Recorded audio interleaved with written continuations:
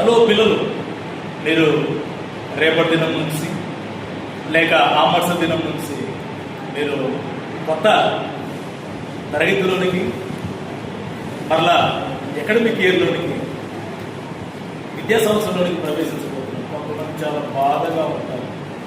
ఇంకొద్దిగా హాలిడేస్ వస్తే బాగుండేది, నేను జాలీగా తిరిగేవాడిని. ఇంకొంతమంది చాలా సంతోషంగా నేను ఎప్పుడెప్పుడు స్కూల్కి వెళ్ళాలా, ఎప్పుడెప్పుడు మా టీచర్స్ని కలవాలా, మా ఫ్రెండ్స్ని కలవాలా, కొత్త డ్రెస్ వేసుకొని, కొత్త బుక్స్ తీసుకొని, కొత్త షూస్ కొనుక్కొని, కొత్త యూనిఫామ్ వేసుకొని చక్కగా స్కూల్కి వెళ్ళాలని కొంతమంది సంతోషంగా ఉంటారు. అయితే పిల్లలు, మీకు 3 విషయాలు చెప్పవలసింది. మీరు మీ కొత్త సంవత్సరంలో గొప్పగా దీవించబడాలంటే, మంచి పేరు తెచ్చుకోవాలంటే మీరు ఒక 3 విషయాలు చేయాలి. నెంబర్ 1, దేవుడితో మీ రోజు ప్రారంభించాలి. అంటే దాని అర్థం ఉదయాన్నే లెగవగానే ఏం చేయాలి? ప్రార్థించాలి. లెగవగానే ప్రార్థించాలి. రెండవది, ప్రతిరోజు దేవుడి సహాయం కొరకై మనం ఎదురు చూడాలి. ఓకే, అప్పుడే దేవుడు మనకు మంచి జ్ఞానాన్ని ఇస్తాడు. రెండవది, చదువు పట్ల శ్రద్ధ. చాలా మంది శ్రద్ధ ఉండదు, శ్రద్ధ కలిగి ఉండాలి. చదువుల్లో శ్రద్ధ అంటే టీచర్స్ ఏది చెబితే అది శ్రద్ధగా వినాలి. తర్వాత హోంవర్క్ చేయాలి. చాలా మంది బయటకు వచ్చి హోంవర్క్ టైంలో కూడా బాగా ఆడుకోవడానికి ఇష్టపడుతుంటారు. నేనేమంటానంటే, నేను ఒకప్పుడు మంచి స్పోర్ట్స్ మ్యాన్. నేను కబడ్డీ ఆడేవాడిని, వాలీబాల్ ఆడేవాడిని. వాలీబాల్లో 3 years non stop champion. Volleyball 2 times captaincy చేశాను.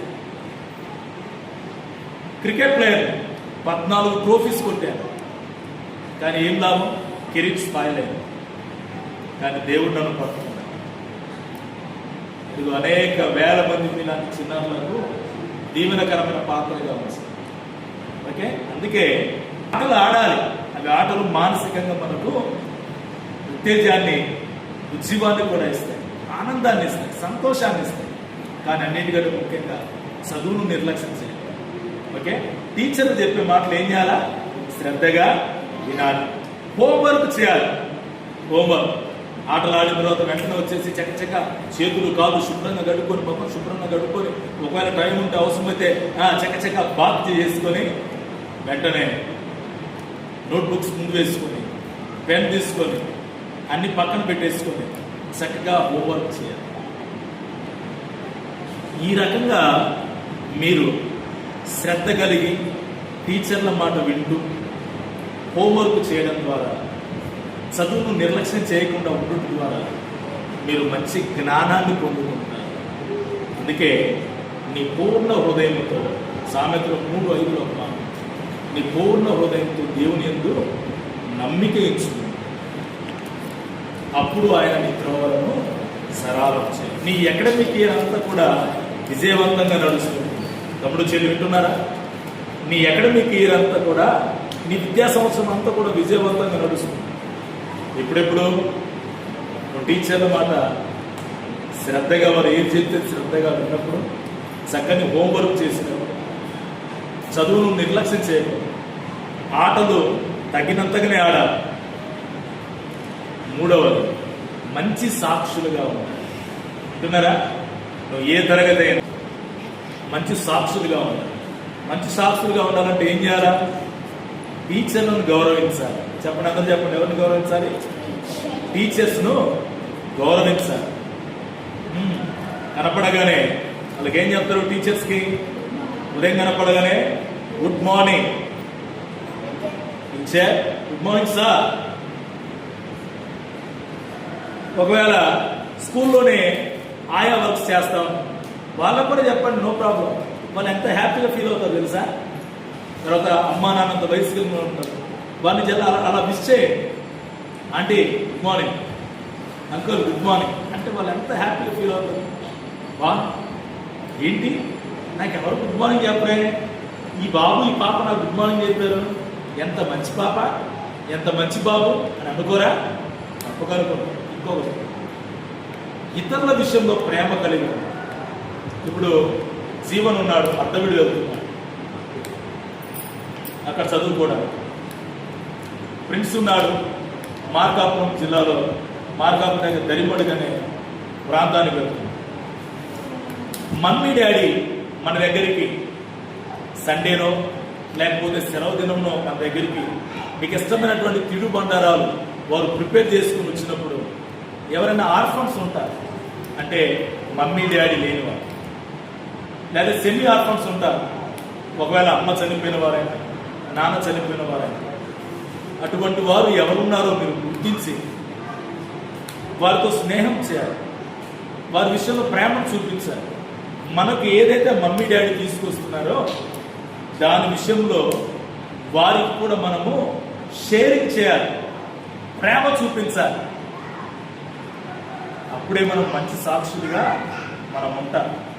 మీ డాడీ ఇదిగో నా ఫ్రెండ్, నా బెస్ట్ ఫ్రెండ్, యేసయ్య నాకు ఇచ్చిన మిత్రుడు, మిత్రురాలు, ఇదిగో తను ఇలా ఉన్నారు, తన కండిషన్, ఇదిగో మీరు కూడా తనకు పేరెంట్స్గా ఉండండి, నాకేమేమి తీసుకొస్తారో తనకు కూడా తీసుకురండి అని చెప్తే అసలు ఆ స్నేహితురాలైనా స్నేహితుడైనా ఎంతగా ప్రేమ నీ విషయాలు కలిగి ఉంటే, ఎంత కృతజ్ఞత కలిగి ఉంటారు, వారు ఎంత హ్యాపీగా ఫీల్ అవుతారు. భౌతికంగా నాకు మమ్మీ డాడీ ఒకవేళ లేకపోయినా కానీ నా ఫ్రెండ్ మమ్మీ డాడీ నా మమ్మీ డాడీగా నేను భావిస్తాను. ఇది ప్రేమ కాదు. ఇలా టీచర్లను గౌరవించడం, ఇతరులను ప్రేమించడం, ఇలా మనం వ్యవహరించడం ద్వారా మంచి సాక్ష్యాన్ని మనం కలిగి పెద్దలను గౌరవించడం, అప్పుడే ఆటోమేటిక్గా దేవుడిని సంవత్సరంలో నిన్ను జ్ఞానవంతులుగా చేసి నిన్ను ఆశీర్వదిస్తాను. దానియేలు గురించి మనం నేర్చుకుంటాం. దానియేలు అందరికంటే జ్ఞానంలో ముందుండేవాడు తెలుసా. బైబిల్ గ్రంథంలో నెబుకద్నెజరు రాజుకు కళ వస్తే ఆ కళ మర్చిపోతారు. ఆ కళ మర్చిపోతే అక్కడున్నటువంటి వాళ్ళని అందరూ పిలుస్తారు, జ్ఞానవంతులుగా పిలువబడుతున్న వారు గాయడి వారిని పిలిచి, ఇదిగో నాకు కళ వచ్చింది, ఈ కళ చెప్పకపోతే మీకు అందరికి కూడా శిక్ష ఉంటుందంటే ఈ కళ మాకు చెప్పడం రాదు ప్రభు అని ఆలోచించినప్పుడు దానియేలుకు ఆ విషయం తెలుస్తుంది. దానియేలు దేవుని ఎడల నమ్మకం ఉంచుతాడు, దేవునికి ప్రార్థన చేస్తాడు. ప్రార్థన చేసి రాజు దగ్గరికి వెళ్తే రాజా మీకు వచ్చిన కళ చెప్పమంటారు, కళ చెప్పగా దానికున్న భావమంతా కూడా చెప్పగా నెబుకద్నెజరు ఆశ్చర్యపోతాడు. అంత మాత్రమే కాదు కానీ దానియేలుకున్న జ్ఞానమును బట్టి నెబుకద్నెజరు రాజు ప్రధానమంత్రిగా చేస్తాడు. ప్రధానమంత్రి 4 రాజుల టైంలో ఒకరే ప్రధానం, ఎవరంటే దానియేలు. జ్ఞానం విషయంలో దానియేలు ముందుగా ఉంటారు. 3 చెల్లి ఈ 3 విషయాలు మీరు తూచా తప్పక పాటిస్తే దేవుడు మిమ్మల్ని జ్ఞానవంతులుగా చేస్తారు, దేవుడు మిమ్మల్ని ఆశీర్వదిస్తారు. ఆమె